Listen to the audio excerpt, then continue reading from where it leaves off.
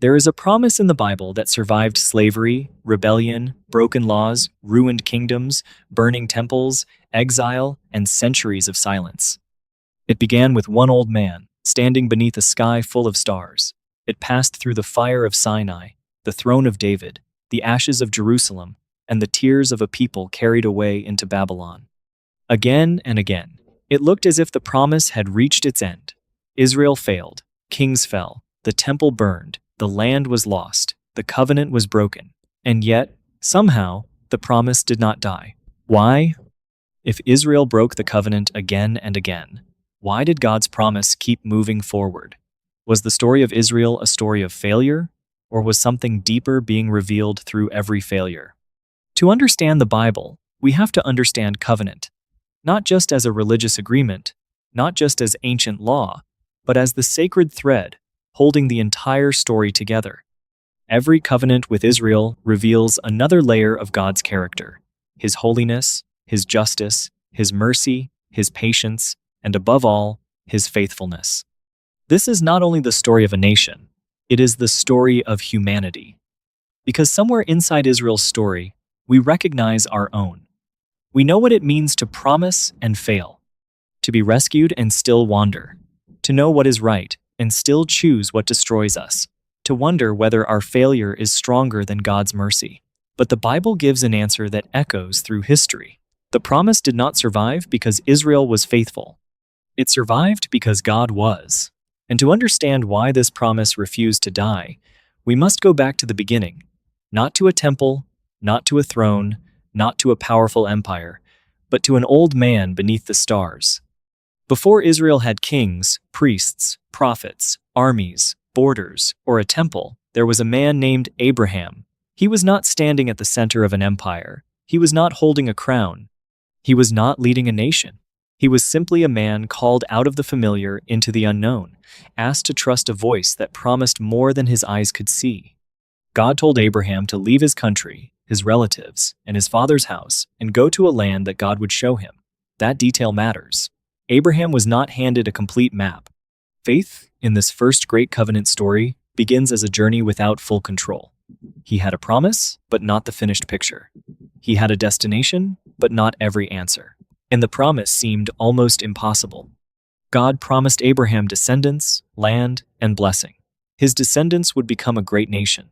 They would inherit a land, and through them, all the families of the earth would be blessed. This is where the story of Israel truly begins, not with power, but with promise, not with certainty, but with trust. The strange thing is that Abraham and Sarah were old, and they had no child. The future God promised did not match the reality they were living. The promise of descendants was spoken into barrenness. The promise of land was spoken to a wandering family. The promise of blessing for the nations was spoken to one household, fragile and small beneath the vast sky. That is why the image of Abraham looking at the stars is so powerful. God tells him to look upward and count the stars, if he can. So shall his descendants be. In that moment, the stars become more than lights in the night. They become a sign that God sees a future Abraham cannot yet hold. The covenant with Abraham was marked by promises that would shape the entire Bible. A people, a land, a blessing for the world. And later, circumcision became the sign of this covenant, a mark carried in the body, showing that the promise was not just an idea, it was identity, it was belonging. It was a family set apart for a purpose bigger than itself. But Abraham's story also teaches something deeper. God's covenant does not begin with human strength. It begins where human strength runs out. Isaac, the child of promise, is born not as the result of perfect circumstances, but as a witness that God's faithfulness can create a future where none seems possible. Through Isaac, then Jacob, the promise moves forward. Jacob receives the name Israel, and his sons become the beginning of the 12 tribes. The promise is growing, but it is still fragile. There is still no settled nation, no royal throne, no temple filled with glory. And then comes the twist. The family of promise does not rise immediately into greatness. They descend into Egypt. The descendants of Abraham, promised blessing and land, will soon find themselves under oppression, making bricks for another king. The promise began under the stars, but before it became a nation, it would pass through chains. The descendants of Abraham entered Egypt as a family, but generations later, they were no longer treated as guests. They had become slaves. The people who carried the promise were now buried beneath labor, fear, and the commands of Pharaoh. The stars Abraham once looked at seemed very far away. This is one of the first great tensions in the Bible. If God promised Abraham a land, why were his descendants trapped in someone else's empire? If God promised blessing, why were they crying out under oppression? If the covenant was real, why did history look as if the promise had been forgotten? But the book of Exodus does not present God as absent. It says, God heard their groaning. God remembered his covenant. God saw. God knew. Those words are quiet, but they change everything. The promise was not dead beneath the mud of Egypt. It was waiting for the moment when God would act. Then Moses appears not as a warrior king, but as a reluctant servant called from a burning bush. Through him, God confronts Pharaoh, breaks the power of Egypt, and leads Israel through the sea. The Exodus is not only a rescue from slavery, it is the birth of Israel as a people. They are not merely escaping a place. They are being brought into a covenant life with God. That is why Sinai matters. At Mount Sinai, the mountain trembles with smoke, thunder, fire, and divine presence. The people who had been slaves now stand before the God who set them free. And here, God gives the covenant through Moses. He gives the commandments, the law, the pattern of worship, and the shape of a holy life. But the order is important. God does not say, "Obey me, and then I will rescue you." He rescues them first. Then he teaches them how to live as a free people. The law is not given as a ladder for slaves to climb into God's favor. It is given as the path of a redeemed people learning how to walk with the one who delivered them. Israel is called to be a treasured possession, a holy nation, a kingdom of priests. That phrase is powerful. It means Israel was not chosen only for privilege, but for mission. Through this people, the nations were meant to see something of God's justice, mercy, holiness, and truth. The blessing promised to Abraham was still moving outward. And then, almost immediately, the covenant is wounded. While Moses is on the mountain, the people grow afraid. They ask for a visible God. Gold is gathered. A calf is formed. Worship rises around an idol at the very foot of the mountain where God had spoken. It is one of the most tragic scenes in the Bible. Israel has just been rescued. They have seen the sea open. They have heard the voice of God. And still, their hearts turn away. The problem is no longer Pharaoh outside them. It is the fear, impatience, and idolatry within them. Sinai reveals God's holiness, but the golden calf reveals the human heart. The covenant written in fire gave Israel the law, yet it also exposed a deeper wound. People can be delivered from slavery and still carry slavery inside them. They can know the truth and still bow before a lie. So, the question grows darker. If even Sinai could not make the heart faithful, what would happen when Israel finally had land, kings, and a temple? Could a throne succeed where the wilderness failed? After the wilderness came the land. After the land came the longing for a king. Israel had been rescued from Egypt, shaped at Sinai, and brought into the land promised to Abraham. But the story still carried a question beneath the surface. Would the people live as a covenant nation, or would they become like the nations around them? Then David appears. David is one of the most human figures in the Bible. He is a shepherd, a warrior, a poet, a king. He defeats Goliath, sings psalms, loves deeply, sins terribly, repents honestly, and leaves behind a story filled with both glory and sorrow. That is why the covenant with David is so striking. God does not choose a perfect man. He gives a promise to a flawed man, and that promise becomes one of the great pillars of biblical hope. God promises David that his house and his kingdom will endure. His throne will be established. From David's line, the hope of a righteous king will grow. The promise to Abraham had spoken of descendants, land, and blessing. The covenant at Sinai had formed Israel as a holy people. But with David, the promise takes royal shape. It now has a throne, a city, and a future king at its center. Jerusalem becomes the heart of the kingdom. Solomon, David's son, builds the temple. For a moment, everything seems to be coming together. The land is held, the throne is established. The temple stands in beauty. The presence of God is celebrated in the center of Israel's life. But the Bible refuses to turn this moment into a simple triumph. The throne cannot heal the heart by itself. The temple cannot replace obedience. Sacred buildings can become dangerous when people treat them as protection, while ignoring the God they were built to honor. Israel has the law, the land, the king, and the temple, but the old wound remains. The human heart still bends toward idols. After Solomon, the kingdom fractures. The nation divides into the northern kingdom of Israel and the southern kingdom of Judah. What was meant to be one covenant people becomes a divided house. Prophets rise to warn kings and people alike. They speak against idolatry, injustice, empty worship, and the false belief that religious symbols can cover a life turned away from God. Then history becomes brutal. The northern kingdom falls to Assyria. Later, Babylon comes against Judah. Jerusalem is surrounded. The city of David is broken. The Temple of Solomon, the place that seemed to guarantee God's presence among his people, is burned. The people are carried into exile. This is the darkest moment in the covenant story. Think of what exile meant. The land promised to Abraham was lost. The temple where worship centered was destroyed. The throne promised to David appeared empty.